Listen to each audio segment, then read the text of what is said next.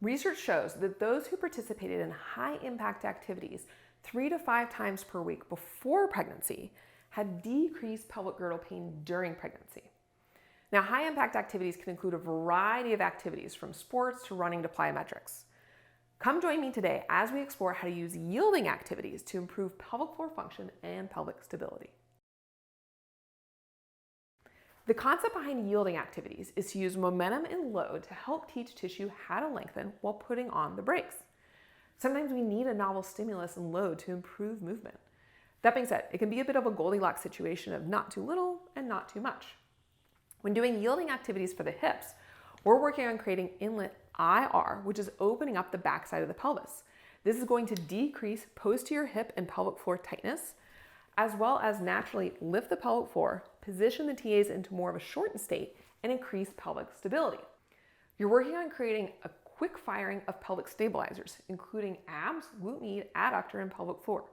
You're teaching that body how to sink and lengthen in the glutes, while also teaching how to stiffen and hold to the midline. Part of the training is improving the anticipatory reaction of muscles. You're teaching the body how to catch the wobbles. So the goal is not to be perfect from the start necessarily, but expecting or wanting the last rep to be better than the first, or having a higher percentage of successful performance.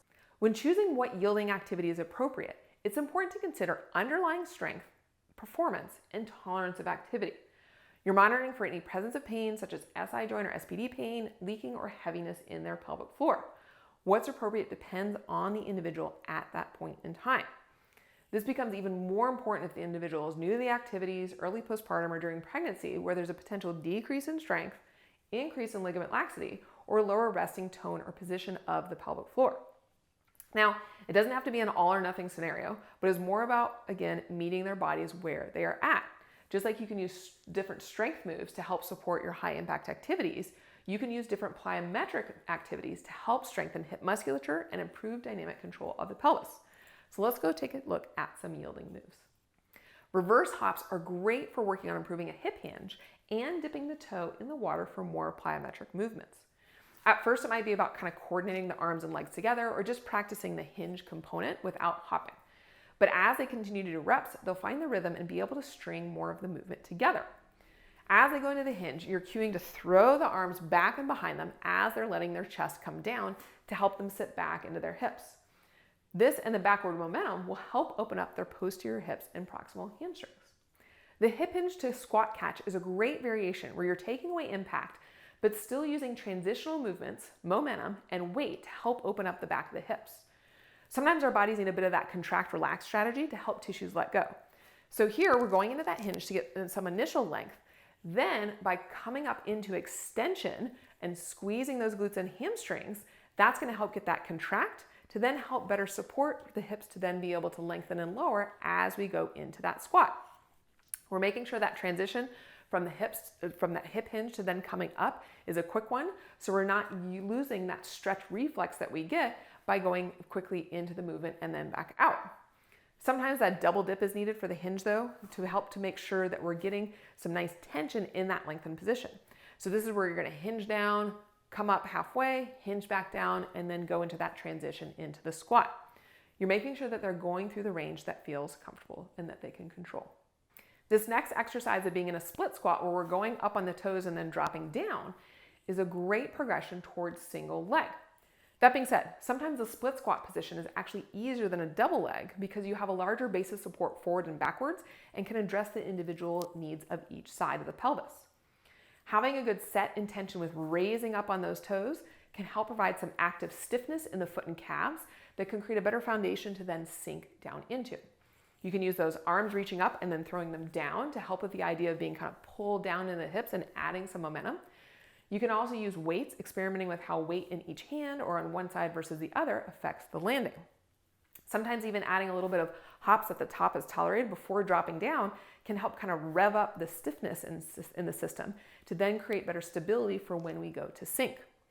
Remember, you're thinking about dropping down into that glute of that front leg, making sure those hips stay square to the front and level. If as they go to lower down, the back knee drops down, this can mean that they're not actually staying centered on that front leg, but kind of falling off to the side. And so we're really making sure that we're just going through that range and really trying to stay centered over that front leg.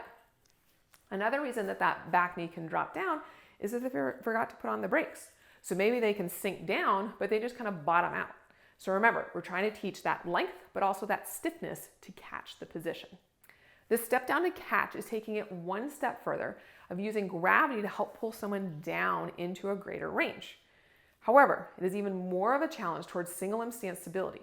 So make sure they have fairly solid strength with their split squats and don't have any presence of pelvic girdle pain.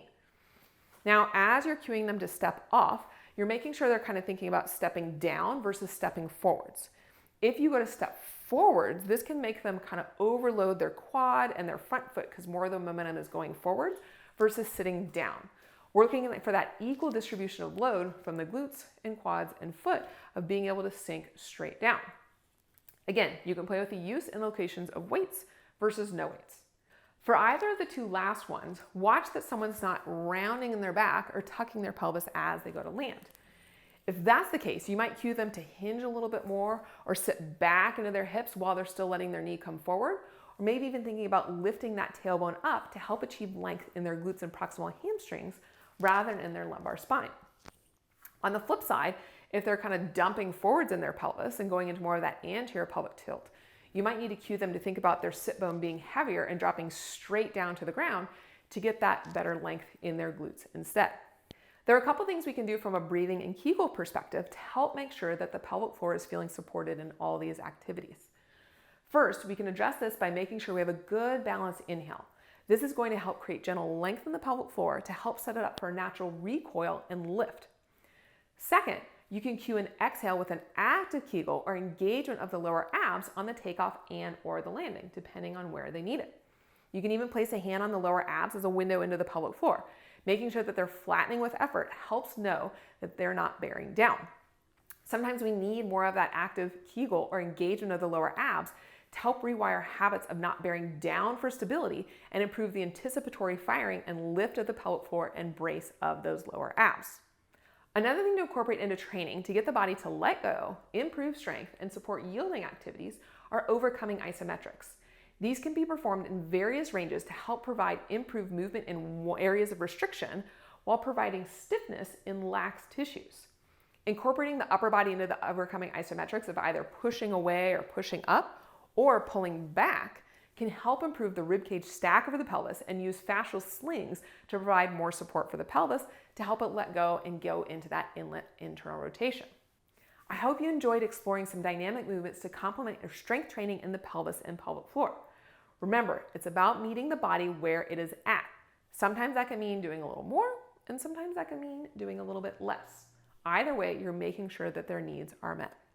If you're looking for more information to address imbalances in the pelvis that could be affecting pelvic stability, pelvic pain, and pelvic floor function, make sure to check out some of our other helpful YouTube videos and professional education courses that we offer.